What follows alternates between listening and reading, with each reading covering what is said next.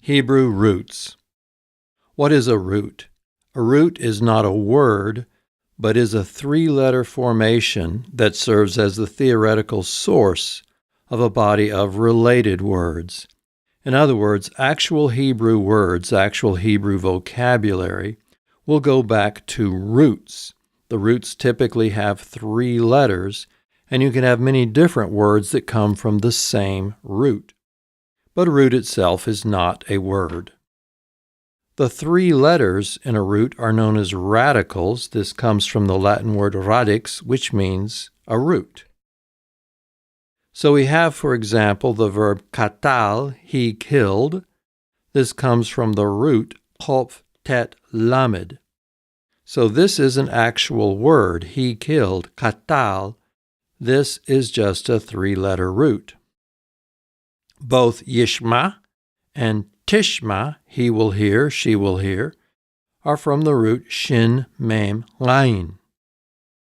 Katal is called a strong root, meaning it has no letters that do anything peculiar, whereas shama is called a weak root because it has a guttural, the letter lain.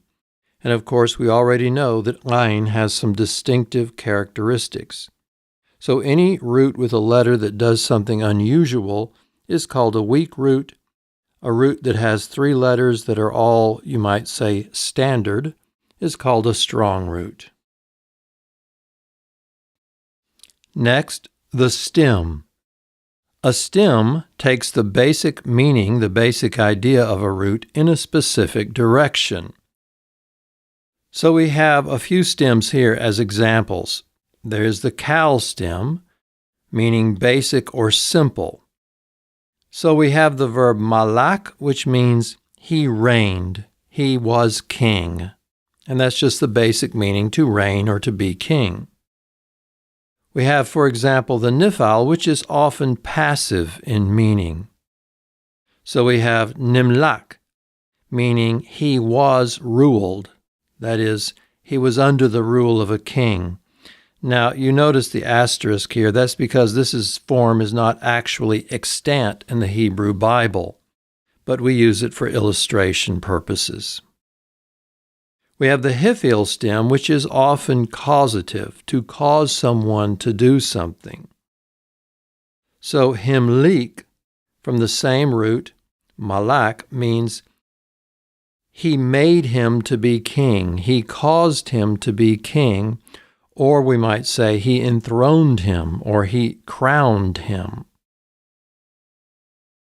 We have the hafal, which is causative and passive. So we have the example, homlak, which means he was made to be king, or he was crowned, he was enthroned. So notice all four of these stems are from the root mem lamed kaf. The kal, is the simple basic meaning. The nifal is passive. The hifil is causative. And the hafal is causative passive. So this illustrates what you do with a stem. Not surprisingly, we begin our study with the kal, or simple stem. And we will begin with the katal, traditionally called the perfect conjugation. Remember, the perfect has the basic meaning of reality, and it has the default meaning of past tense. So it could mean he killed, or it could be present tense, he kills. Notice when you do a Hebrew verb, you begin with the third masculine singular because that is the simplest form. That is the form that has nothing added to it. All the other forms in this conjugation have some ending attached. We can call this ending a sopformative. A sopformative is some ending that is attached to a verb as you create an inflected form. So notice you have both masculine and feminine forms for first person, common.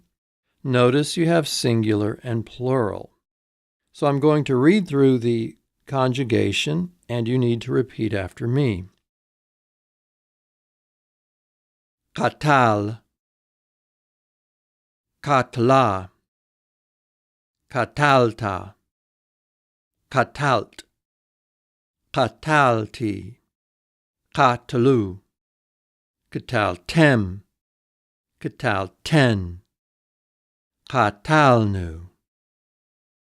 Notice for the third person, katalu, this form is common. That is to say, it could be masculine or feminine. So this being third masculine singular, katal, it would be translated, he killed. This being third feminine singular, katala, it would mean she killed. This being second masculine singular, katalta, it would mean you killed, but the you is singular and it is masculine. So if you're speaking to a man, you could say katalta, you killed. By contrast, notice katalt. This also means you killed, but it's singular and feminine. So you would say this if you were speaking to a woman. Katalt, you killed. Katalti, I killed. Notice the speaker may be a man or a woman because it's common in gender, but it is singular. And so you can understand that katalu means they killed. Kataltim, you killed, masculine plural. You're speaking to a group of men or perhaps a mixed group. Katalten, you killed. You're speaking to a group of women. And katalnu, we killed. Vowel shift and accent change in the kal-katal. Notice how the katal formation will follow the rules we discussed in Chapter 4. First, we have the second masculine singular, katalta. Notice that this syllable is accented. This is the tone syllable. It is closed, but that doesn't matter. A closed accented syllable may be long or short. The only important thing is an accented syllable is never reduced. Notice this syllable, ka. This is an open pretonic. An open pretonic is generally long.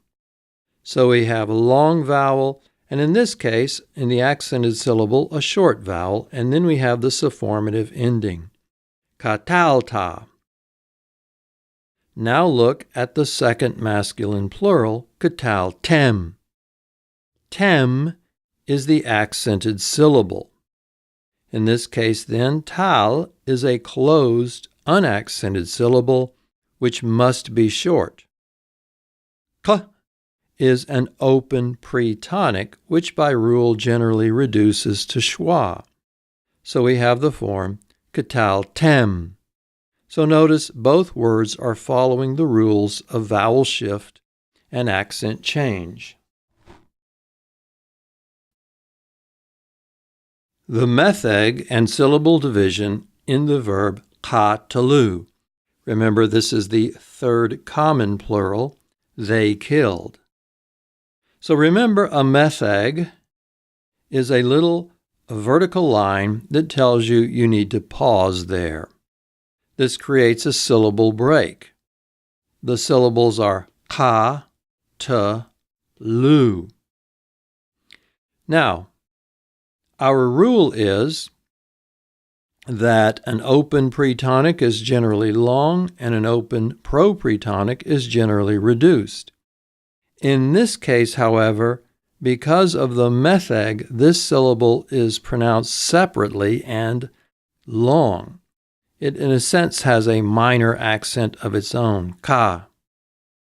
So you remember the rule that if for some reason an open propretonic will not reduce, frequently an open pretonic will reduce. And that's what we have here. Thus it is katalu. Now we're going to consider the kal-katal of the third hay verb, bana, to build. Now, you'll remember that there are both strong roots and weak roots. One of the weak root types is a root that has a he in the third position. First, second, third position. Because there's a he in the third position, we call it a third he verb. The third he verb is one of the most common verb types in the Hebrew Bible, and it has a very distinctive formation, and it's a formation that it follows very rigorously. That is to say, there are very, very few exceptions with third he verbs. They always follow their own rules.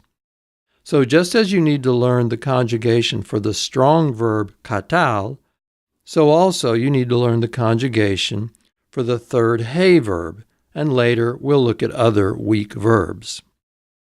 So here we have it. Repeat after me. Bana, banatha, banitha, banith, banithi, banu, banithem, banithen, baninu. Now you will notice that this is basically just a kal-katal. It has the same formations, a third masculine singular, he built. Banatha, a third feminine singular, she built. Banitha, a second masculine singular, you built, speaking to a man. Or banithen, a second feminine plural, speaking to a group of women, you built. Or the first common plural, baninu, we built. And you can see that the endings are pretty much the same, but you do need to learn the third he verb as a separate conjugation from the strong verb katal. The subformatives on the third he verb. Now the subformative, as you know, is the ending that goes on a verb to tell you its gender and person and number, like we built, they built, or whatever. So the third he verb has a couple of rules that it follows very rigorously regarding subformatives. First rule, when a subformative that starts with a consonant is added, the he of bana, of the third he root, becomes a yod vowel letter. It becomes the letter yod as a vowel letter, not as a consonant. So we have the second masculine plural, banithem. You have added a subformative that starts with a consonant. The he is gone, but you have the vowel letter, hirik yod. Second, when a subformative that is only a vowel is added, or if it begins with a vowel, the he of bana, the third he verb, drops out. So we have banu, the third common plural, they built. The subformative in this case is simply a shurik, and the he is simply gone. Banu. So these two rules are going to be followed throughout all third he verbs. Here you can see the katal subformatives, the endings that will be applied to a verb as it goes through its full conjugation. Notice the third masculine singular has no ending, as in katal. The third feminine singular has the ending a, as in katala. The second masculine singular has the ending ta, as in katalta. The second feminine singular, t, as in katalt. The first common singular, t, as in katalti. The third common plural, u, as in katalu. The second masculine plural, tem, as in kataltem. And the second feminine plural, ten, as in katalten. And the first common plural, nu, as in katalnu.